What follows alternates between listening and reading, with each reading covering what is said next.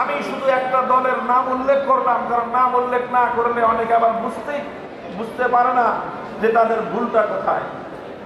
আপনাদের যদি যারা এখানে আছেন খবর পৌঁছায় দিবেন, আর অনেকে মাইকের আওয়াজ শুনতেছেন, আপনারা যদি আবার বাংলাদেশের মানুষের কাছে ফিরে আসতে চান, সর্বপ্রথম আপনাদেরকে যে বিষয়টার সংশোধন করতে হবে সেটা হলো এই, আলেমদেরকে তাদের দায়িত্ব পালনে আপনারা বাধা হয়ে দাঁড়াবেন না।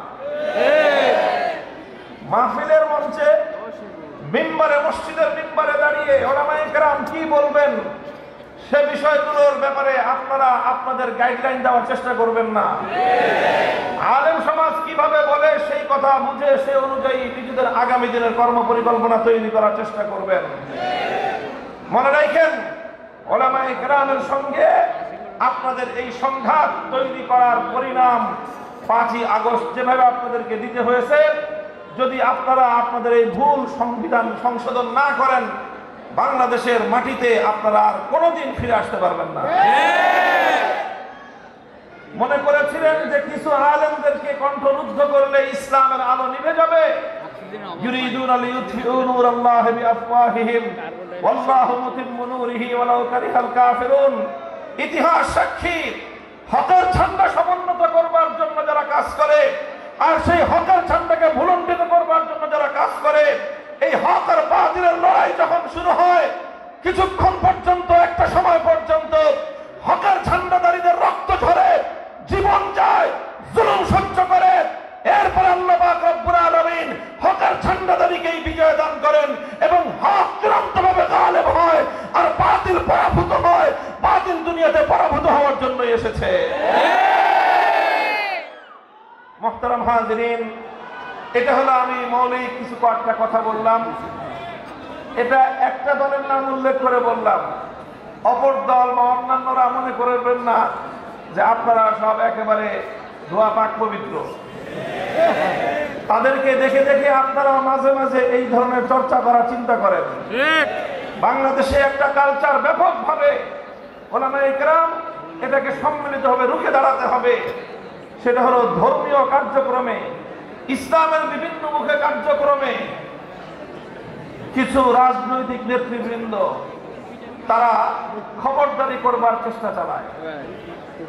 মাহফিলের মঞ্চগুলোতে তারা খবরদারি করার চেষ্টা করে।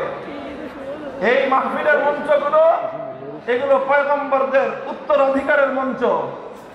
এখানে যারা আল্লাহর কোরআন এবং নবীর সুন্নাহর ইলমের ধারক বাহক, শুধুমাত্র তাদেরই খবরদারি চলবে, তাদেরই নেতৃত্ব চলবে। কোন মাহফিলের মঞ্চে কোন রাজনৈতিক নেতার খবরদারি আগামী দিনে বাংলাদেশে যেন না দেখা যায়। যারা রাজনীতি করতে চান মাহফিলে আসবেন, এলাকার গণ্যমান্য ব্যক্তি হিসেবে মঞ্চে যদি আলেম সমাজ ডাক দিয়ে বসায়, নিজেদের জন্য এটা সম্মান মনে করবেন। খবরদারি করতে আসবেন, আপনাদের খবর নিয়ে আমরা ছেড়ে দিব। এইভাবে মাহফিলগুলোর ব্যাপারে সকল মাহফিলের আয়োজক আপনারা আপনাদের এই মানসিকতাকে এবং ইসলামের এই ভাব গম্ভীর্যপূর্ণ এই কাজের গুরু দায়িত্বকে যথাযথভাবে পালন করার চেষ্টা করুন। সকল রাজনৈতিক দলগুলোকে বলে দেই, আপনাদের পক্ষ থেকে আপনারা সহযোগিতা করবেন, খবরদারি করার চেষ্টা করবেন না ইনশাআল্লাহ। 2024 সালের এই পরিবর্তন চোখে আঙ্গুল দিয়ে দেখিয়ে দিয়েছে বাংলাদেশের এ মাটি ইসলামী বিপ্লবের জন্য অনেক উর্বর।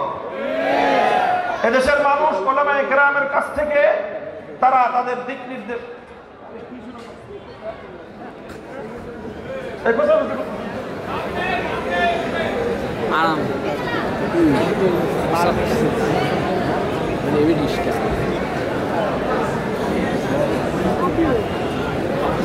اللهم صل على محمد وعلى آل محمد كما صليت على إبراهيم وعلى آل إبراهيم إنك